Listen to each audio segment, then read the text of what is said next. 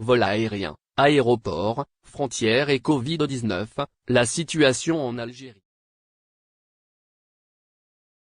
Depuis la réouverture partielle des frontières algériennes, le 1er juin 2021, beaucoup a été fait et dit par tous les intervenants, particulièrement les Algériens établis en France qui ont profondément souffert de la crise sanitaire. Cette situation les a d'ailleurs éloignés de leur famille et de leur pays. Mais entre juin et juillet, les choses ont évolué.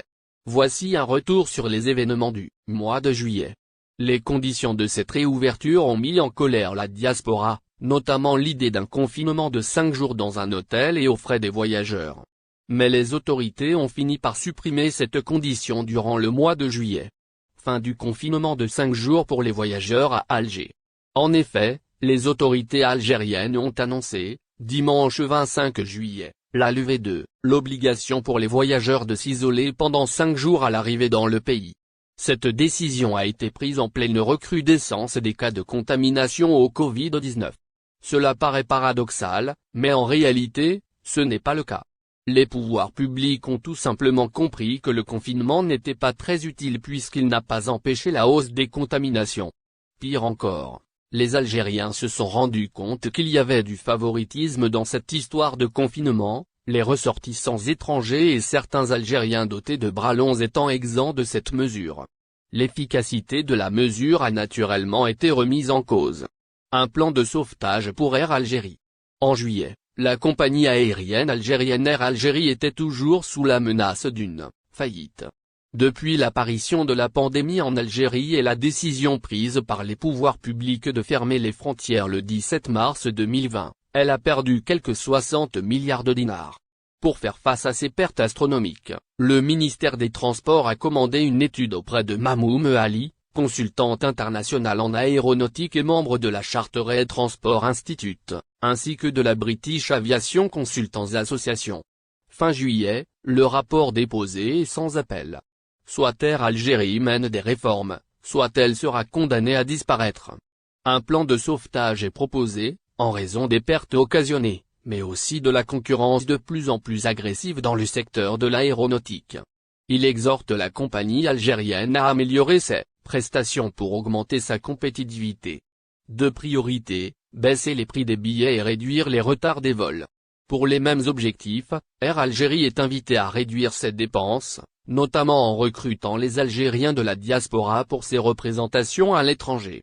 Centre de dépistage du Covid-19 à l'aéroport international d'Alger. Le mois de juillet est également le mois où l'aéroport international d'Alger a mis en place un centre de dépistage du Covid-19. Cette mesure a été prise après la suppression du confinement obligatoire de 5 jours imposé aux voyageurs atterrissant à Alger. Selon la SGZIA Aéroport d'Alger, tout passager devrait se soumettre au test antigénique avant de quitter l'enceinte aéroportuaire.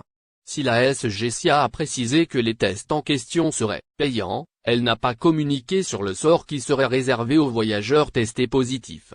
Seront-ils renvoyés vers leur pays de provenance ou seront-ils autorisés à quitter l'aéroport avec des recommandations et autres consignes préventives et curatives? Dans cette histoire, l'Association du transport aérien international, IATA, s'est mêlée. Toujours en juillet, l'IATA a encouragé les gouvernements à baisser les prix de ces tests pour les rendre accessibles au plus grand nombre, afin d'encourager la réouverture des frontières et la relance du transport aérien. Covid-19, les Algériens indésirables dans plusieurs pays. La pandémie de coronavirus a eu aussi pour conséquence la mise de l'Algérie dans les listes des pays dont les ressortissants ne sont pas les bienvenus. Les États-Unis et l'Europe sont particulièrement stricts sur cette question, vu la situation sanitaire en Algérie. Pour le mois de juillet, ce bannissement est maintenu, notamment de la part de l'Union européenne qui a mis l'Algérie parmi les pays dont les ressortissants représentent une menace sanitaire pour ses habitants. Pourtant, au début de la propagation de l'épidémie, l'Algérie figurait sur liste qui considérerait les Algériens comme menaçants, mais autorisés à voyager vers l'Europe, en respectant certaines conditions sanitaires.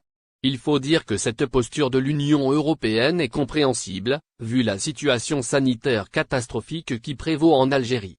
D'ailleurs, ce n'est pas uniquement l'Europe qui a fermé ses portes aux Algériens puisque les États-Unis ont décidé de maintenir les restrictions de voyage à tous les étrangers, y compris les ressortissants algériens. Les vols depuis et vers l'Algérie se sont poursuivis durant tout le mois de juillet. En ce qui concerne les vols de l'étranger vers les différents aéroports algériens, ils se sont poursuivis durant tout le mois de juillet. Dans certaines situations, des mises à jour ont été effectuées, notamment avec Air Algérie qui a programmé spécialement des vols durant les 2 jours de l'Aïd el-Adha, les 20 et 21 juillet. Si certaines compagnies ont mis le paquet en juillet, ce n'est pas le cas pour d'autres. Comme la compagnie espagnole Volota qui préfère temporiser pour lancer ses vols vers l'Algérie. D'ailleurs, cette compagnie low cost a annoncé le report de l'inauguration de ses vols vers les aéroports algériens. Prévues en septembre, les nouvelles lignes de Volota seront inaugurées à partir du 14 octobre. Programme chargé d'ASL Airlines vers l'Algérie. Si la compagnie néerlandaise Transavia n'a programmé qu'un seul vol en juillet, le 29 du mois en aller-retour, ASL Airlines avait un programme chargé. Plusieurs vols par semaine ont été effectués entre les aéroports français et ceux d'Algérie. Des vols réguliers et des dessertes spéciales. Mieux que cela, ASL Airlines a fait savoir qu'elle offrait une promotion au profit des étudiants algériens. Ces derniers bénéficieront d'une baisse dans les prix des billets pour leur voyage en août. ASL Airlines ne compte pas en rester là, puisqu'elle a annoncé, dans une mise à jour publiée le 25 juillet, un renforcement de son programme pour le mois d'août. Le mois où les Algériens de France, notamment, voyagent le plus. La colère de la diaspora ne s'est pas estompée. Il reste clair que tous ces programmes de vol n'arrivent pas à satisfaire la diaspora algérienne qui n'a pas hésité à afficher son mécontentement, notamment sur les réseaux sociaux. En ce mois de juillet, la colère des émigrés ne s'est pas estompée, tant les vols vers l'Algérie n'ont pas encore atteint le nombre suffisant. D'ailleurs, c'est encore en ce mois de juillet que les Algériens du Canada, particulièrement de Québec, ont décidé de s'exprimer une nouvelle fois pour montrer leur ras-le-bol.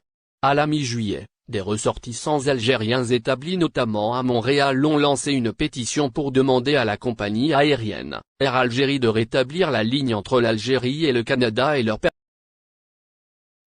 Merci de bien vouloir activer la cloche et de cliquer sur j'aime.